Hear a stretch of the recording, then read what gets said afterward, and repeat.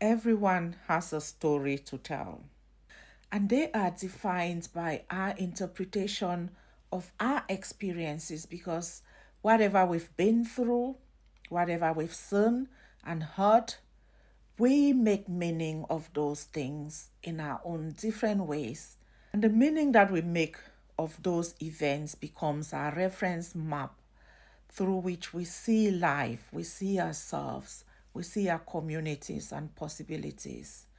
And today we are going to explore how we tell our stories and how we can use our stories for growth, for self awareness, and to actually break through the barriers that limit us. For us to really effectively digest this topic, we'll be looking at the works of Michael White and David Epstein in the narrative theory or narrative therapy.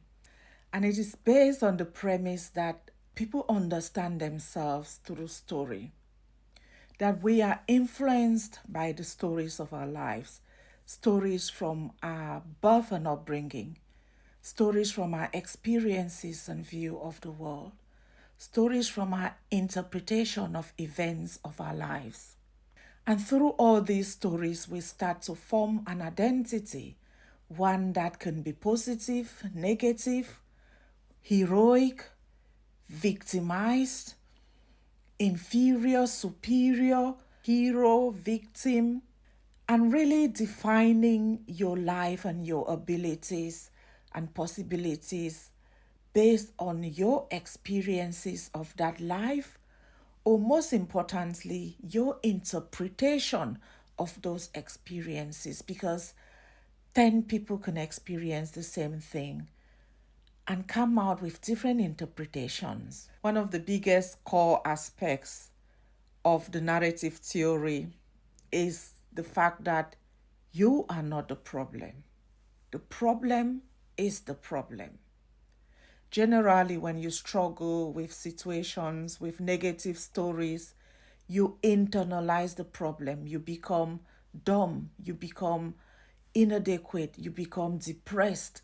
You define yourself as sitting or part of that problem.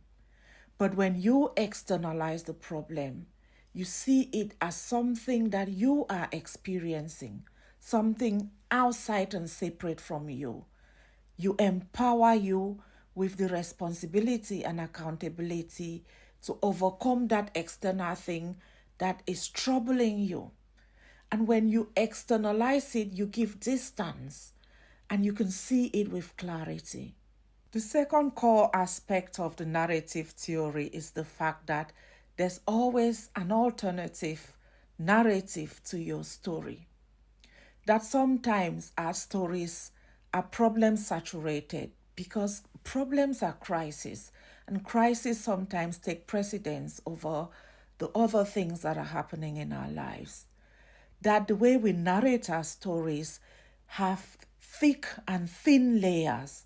And sometimes we create thick layers in the problem sections and thin layers in the positive and solution focused areas of our lives, often almost minimizing the positive, the power, the strength that we have, and focusing endlessly on the problem, actually known as problem saturated narratives. Our stories shape our identities. But most importantly, our identities shape our stories spiritually, culturally, where you come from, your family.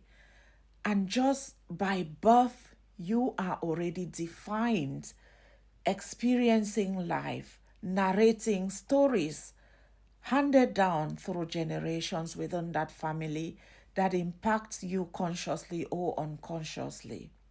So you have to look at the cultural implications to your narrative, the intergenerational implications to your narrative, and understanding that you have to take hold, reclaim ownership, authorship of that story away from those cultural narratives, away from those family narratives, away from every other situational influence on your story and be able to tell it your way. There are different ways in which we tell our stories. Sometimes we are right in the middle of that story.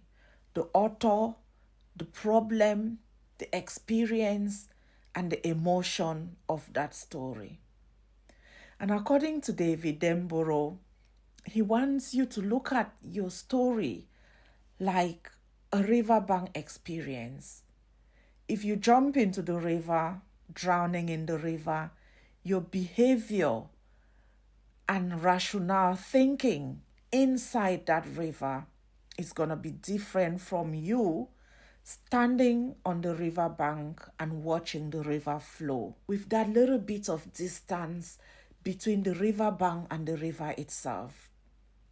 Whereas if you are in that river, in heavy emotion, in experiences of a crisis, of shame or pain, the narrative takes a different tone, different language, different emotions.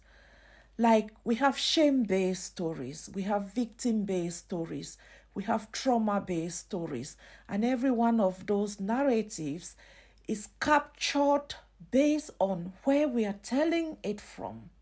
The emotional nature, inferiority, superiority, or whatever is happening in our lives around that story.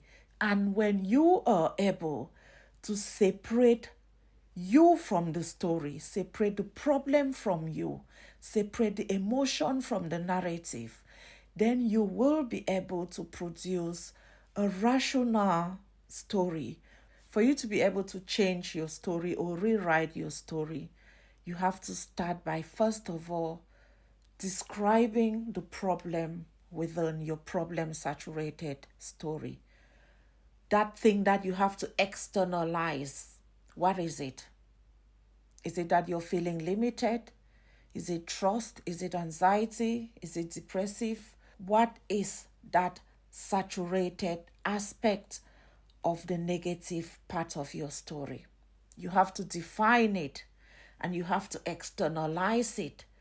Ensure that you clarify how it is not you. That mistake is not you. That shortcoming is not you. That half or feeling or aspect that you're experiencing emotionally is not you. Once you externalize it, you can then start to become the person that will resolve that problem that you're looking at. Now that you have externalized and defined your problem, next you have to state how it affects you. This is called mapping your problem. How does that thing that you have externalized affect you? Is it your anxiety? Is it your mental health? Is it your social skills, going out with people, behaving in public? How does it affect you around groups? How does it affect you at home on your own? How does it affect you at work around specific individuals?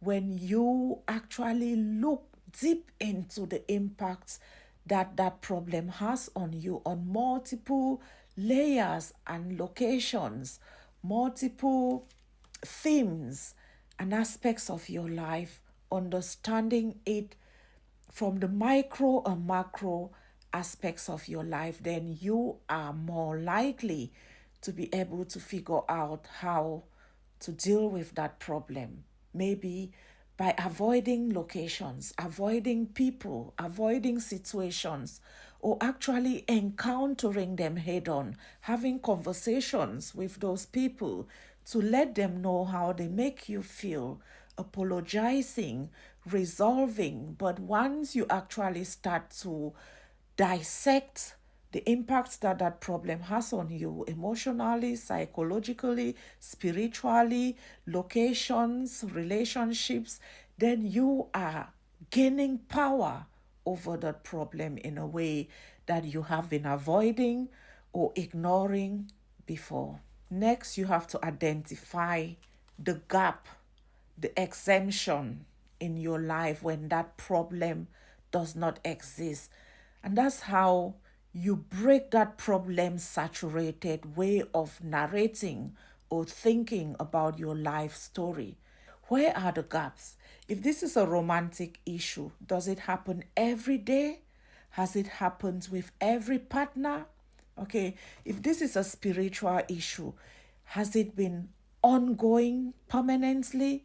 Find the gap in your life when that thing was not an issue, when you didn't feel ashamed, when you didn't feel excluded, limited, hiding. Those gaps or exemptions of the problem are strengths that you can lean on because clearly something was working well at that period of your life, at that location, with that situation that you can go back and tap on. It also teaches you that this problem is not permanent. It is not as all consuming as you have come to embrace and narrate it in your life.